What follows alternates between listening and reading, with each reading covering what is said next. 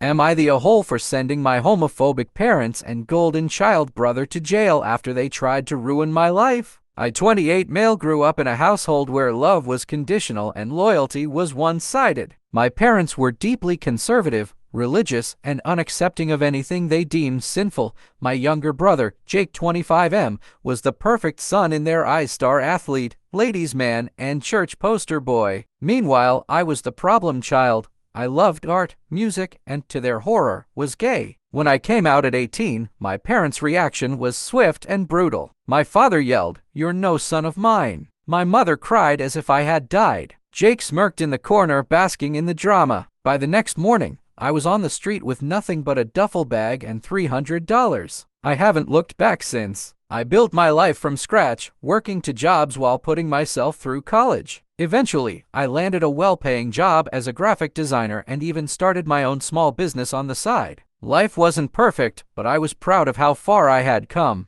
I hadn't heard from my family in over a decade until 6 months ago. Out of the blue, I got a message from an old neighbor warning me that my parents were asking around about me. I didn't think much of it until strange things started happening. First, my credit score plummeted. Someone had taken out a massive loan in my name. Then, I was locked out of my email and social media accounts, which were flooded with hateful messages. Finally, I started receiving letters anonymous, but unmistakably written by someone who knew me well. The letters called me a disgrace, a lost soul, and demanded that I return home and repent. Alarmed, I hired a private investigator. What they uncovered made my stomach turn. My parents, with Jake's help, had stolen my identity and used it to secure a business loan for their failing hardware store. They also hired someone to hack my accounts and spread lies about me online, hoping to pressure me into seeing the error of my ways and returning to their control. Armed with evidence, I confronted them at their home. My mother tried to guilt me, saying, "We gave you life, and this is how you repay us." Jake, ever the golden child, sneered, "You've had it easy compared to us. Time to pay your dues." My father simply said, "If you go to the police, you'll regret it."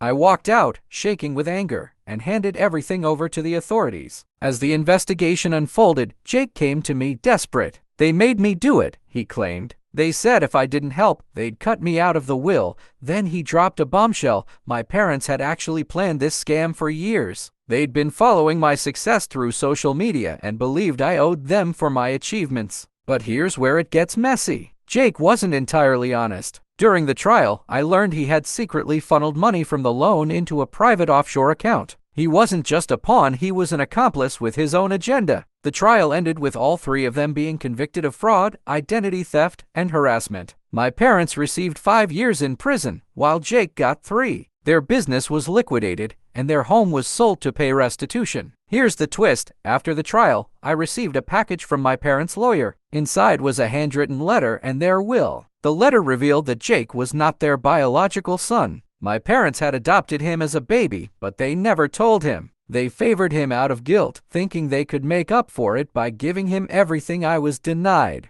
The will, however, left everything to me. They didn't trust Jake to run the family business and had planned to lure me back with guilt. But I wanted nothing to do with their tainted legacy. I donated every penny of their estate to LGBTQ+ charities and used some of the funds to start a scholarship for homeless LGBTQ+ youth. The final twist? Months after the trial, I received an anonymous email. It was from Jake, written from prison. It said, "You think you've won, but I'll get out soon. Watch your back." I haven't heard from him since, but I keep my security tight just in case. Do I feel bad for sending my family to jail? A little, but then I remember the years of pain they caused me. I chose to break the cycle, even if it meant being labeled the villain in their story. So, am I the a-hole?